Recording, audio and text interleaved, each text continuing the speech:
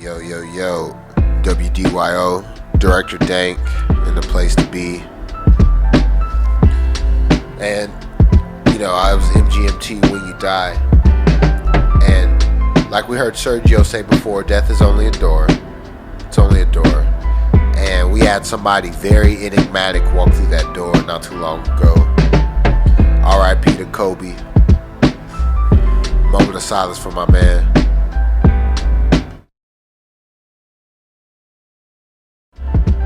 And now we start again, because how it goes like this, there's a lot of conspiracy around his death and like how these things played out, and people are like, no, that's clear, look at this, Omar, you have to know, look at that, bro, there's so many things, do you see the numbers, you see the 33s, you see the 24, you see the 8, you see the numbers, like, man, that's the thing about 2020 vision, like, if you don't, those who have eyes to see, let them see, those who have ears, let them hear, because things will not be so clear unless you have that clear vision and you understand what's happening here. You can fall to the wayside, you'll be in the wind, you know what I'm saying?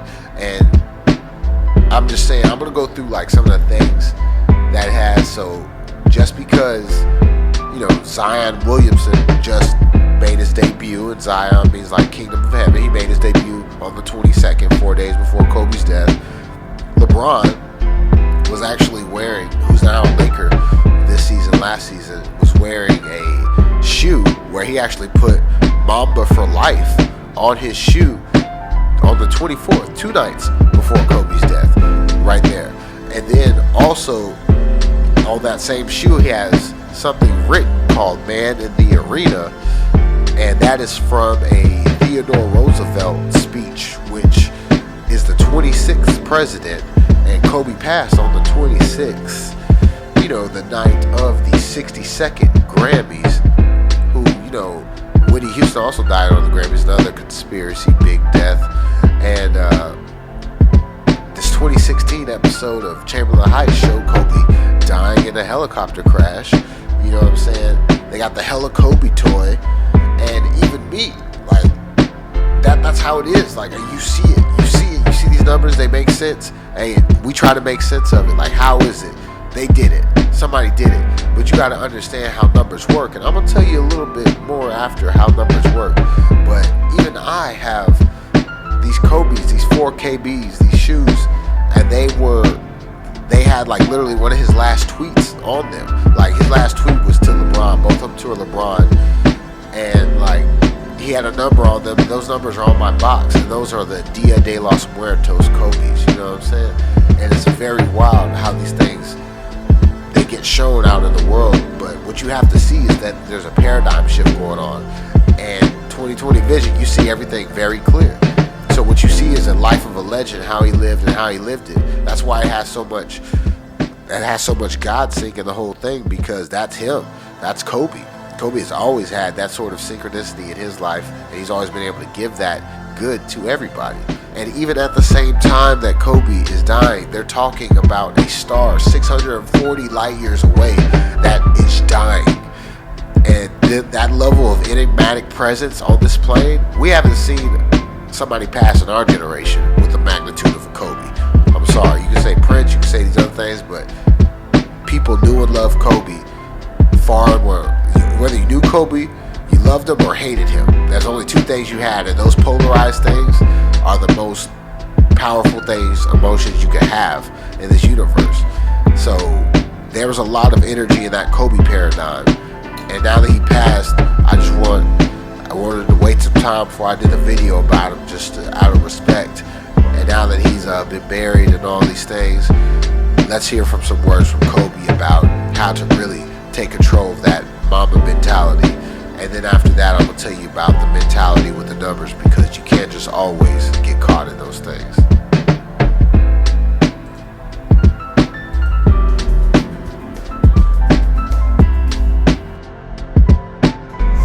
Let's get to it. Lesson 1, get an additional 30 minutes of sleep a night. Take it as a challenge. Try to find that space, quiet your mind, and get your 30 minutes of sleep. And you'll see it makes a really, really big difference. my sleep habits were horrendous, to say the least. I mean, I've always had a hard time sleeping. I couldn't figure out how to shut my brain off. So what made the light bulb come on is that I went out there and played a game, and I played like crap. And I was like, why am I playing like crap? Because I've been practicing these same moves over and over and over. But yet, I couldn't execute them properly. I was feeling sluggish, I was feeling lethargic, and I knew it wasn't because of my training, because I had trained obsessively.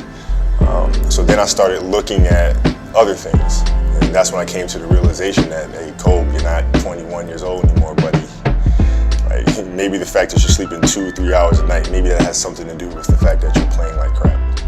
And that's when I started really evaluating those things. And I'd say lesson 2 would be just 5 minutes of quiet time. 5 minutes for you to be mindful and to just sit and find that inner voice and just kind of listen to the self. And preferably would be in the morning as you start your day. I meditate every day. And I do it in the mornings, and I do it for about 10 to 15 minutes. And I think it's important because it sets me up for the rest of the day. It helps me. It's like having an anchor. If I don't do it, I feel like I'm constantly chasing the day, as opposed to being able to be controlled and dictate the day. Not that you're, calling the shots on what comes forward, but the fact that I am set and ready for whatever may come my way. I have a calmness about whatever comes my way and a poise. And that comes from starting the morning off with meditation. For me, it's really just listening to my inner self. I mean, that's basically it. Like you sit in silence and you just allow these thoughts to come forward, and you get a chance to observe the self and things that may be lying beneath the surface that if you don't have that time to sit quietly on your own, you'll never pay attention to. Because if you think about it, like, the reality is we're paying attention to so many things that are going on around us. We're constantly taking selfies, we're constantly taking pictures to post on Instagram and all these other things, and we're constantly observing everything that's around us, but we don't take the time to really observe what's going on inside of ourselves. And that's what meditation is for me.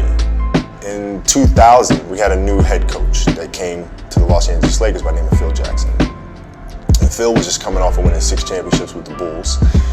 And he was really big on mindfulness and really big on meditation. And it wasn't an option for us. So we'd sit in our film room and he'd turn the lights out and we would meditate as a group. And he'd teach us mindfulness. And it really connected with me because he was teaching mindfulness through something that I was extremely passionate about, which was the game of basketball. So it was told through the lens of, this is going to help you here. And so I had this curiosity about it. And that was my introduction to meditation. And then seeing the poise that we played with, the fact that we can be in a hostile environment with fans yelling and screaming and pressure situations, and it having no effect on us, because we were never too high, never too low. We were just in the moment, and felt very secure in who we were. And that was my introduction to meditation. I had a great experience, which really I learned a lot about meditation through this experience. I was on a jet ski, and I took the jet ski out in the ocean, and I just kind of sat, and I just let the current just take me wherever it was going to take me. And I really saw a lot of meditation through that moment, because I wasn't trying to control the moment. I wasn't trying to force myself upon the waves and dictate where I was going to go. I just let the waves take me there. And there was a lot of peacefulness involved in that. Wow. Thank you for that message, Kobe. That's some beautiful stuff.